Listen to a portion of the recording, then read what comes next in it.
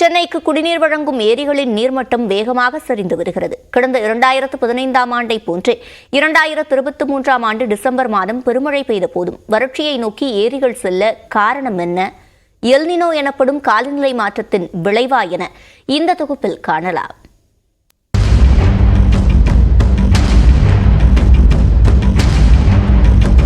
சென்னைக்கு குடிநீர் ஆதாரமாக இருக்கும் செம்பரம்பாக்கம், புழல், பூண்டி, சோழவரம், தேர்வாய்கண்டிகை ஏரிகளில் தற்போது 52.49 விழுக்காடு மட்டுமே நீர் உள்ளது.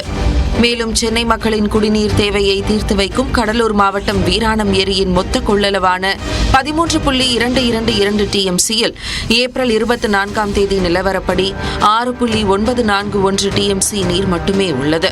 கடந்த ஆண்டு இதே தேதியில் வீராணம் ஏரியில் 8.9 டிஎம்சி நீர் இருந்தது.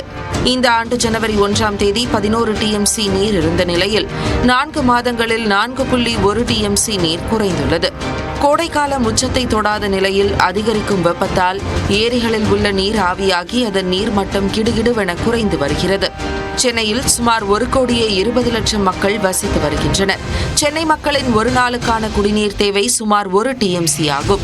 இதில் 850 மில்லியன் லிட்டர் நீரை சென்னை குடிநீர் வாரியம் வழங்கி வருகிறது.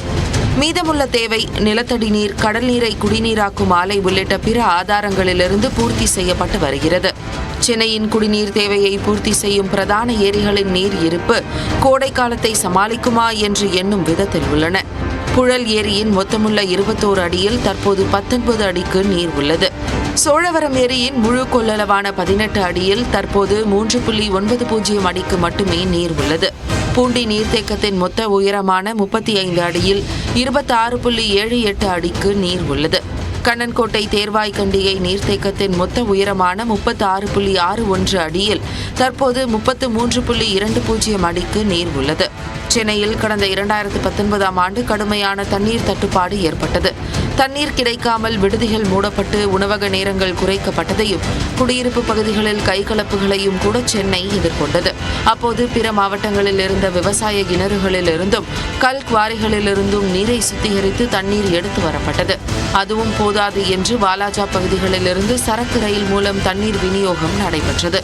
அதுபோன்ற நிலை இந்த ஆண்டு ஏற்படாது என எதிர்பார்க்கப்பட்டாலும் மாறிவரும் பருவநிலைகள் காரணமாக எதிர்காலத்தில் மற்றொரு வறண்ட கோடை காலத்தை சென்னை மட்டுமல்லாமல் எந்த பெரிய நகரமும் பெங்களூரு போன்று எதிர்கொள்ள வேண்டியிருக்கலாம் என வானிலை ஆராய்ச்சியாளர்கள் எச்சரிக்கின்றனர்.